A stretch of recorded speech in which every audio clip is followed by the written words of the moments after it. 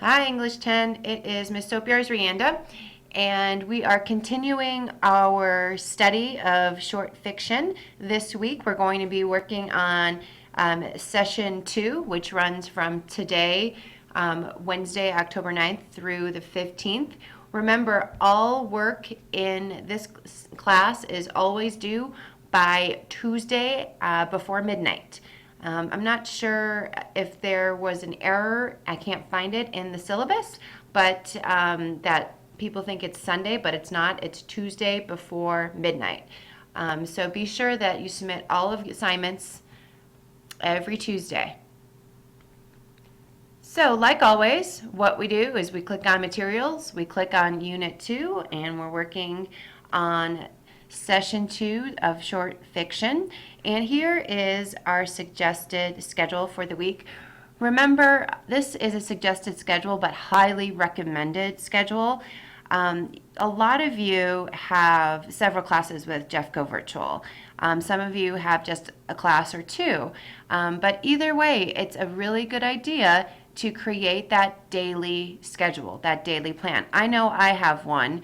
I have tasks to do every day that I can check off and feel like, all right, I'm getting closer to my goal because I know that I'm accomplishing my daily goals. And this is a good way for you to do that and be successful in this class. So whether you have a paper and pen planner, an old school planner, kind of like I do, or you keep it in your phone, you do need a planner because odds are you have multiple classes with different due dates. So it's important for you to be able to check off those daily successes and chip away at each session. So click on, I'll go through it really fast. So today, Wednesday, preview the week. Be sure to watch this update video.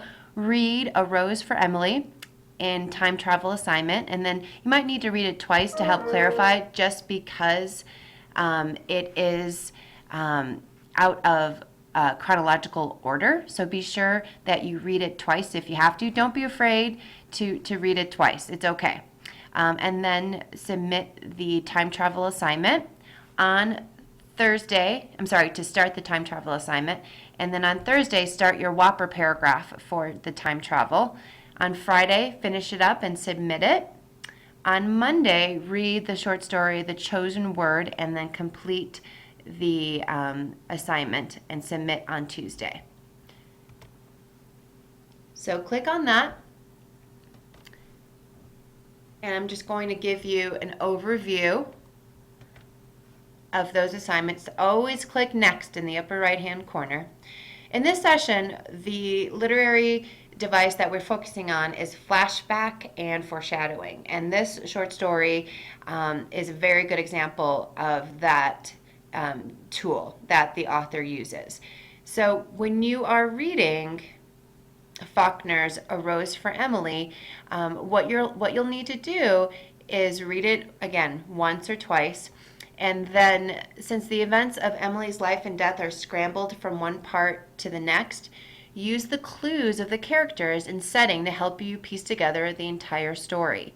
So after you read it, and perhaps reread it, create a comprehensive list of major events in chronological order.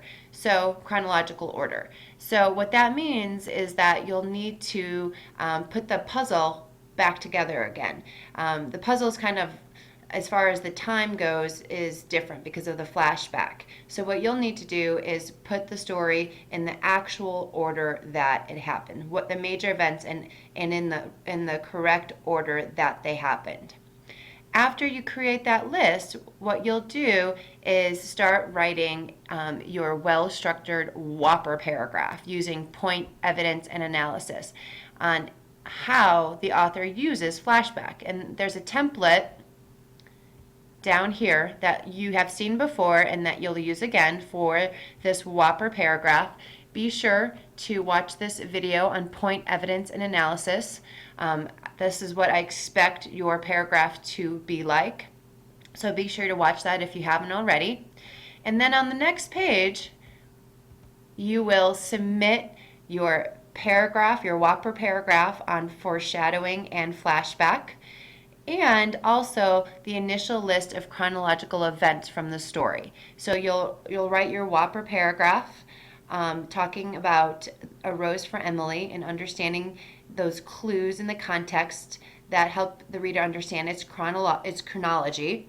And then below that, a couple spaces below, press enter a couple of times and then list the events in chronological order. Okay, so you'll submit that here in the Dropbox. And the next story that we'll be reading is called The Chosen Word. And in this particular, well, actually, that's not true. The assignment's called Chosen Word. The stories that you'll be reading, you actually have a couple of different options. The Monkey Paw, Rocking Horse Winner, and The Lottery. So you'll be focusing on the words that are being used. And this is one of my favorite quotes from Mark Twain. The right word may be effective, but no word was ever as effective as a rightly timed pause. So everything in writing, creates that rhythm in writing, and words, correctly chosen and effective words can also create that rhythm. And so creating writing often involves choosing very specific verbs and nouns. So there's, for an example, picture in your mind a tree. The image may be fuzzy and unclear, perhaps like one of your preschool sketches. Now try to picture a blue spruce, an oak, or a cottonwood. You will find that these concrete nouns evoke a more detailed mental image. So if someone just says tree, I think of a tree, but if someone says a very specific type of tree, a very specific species of tree, then it's creates a vivid image. It's the same thing with words. So general word, for example, is fabric. Be very specific. What type? Velvet.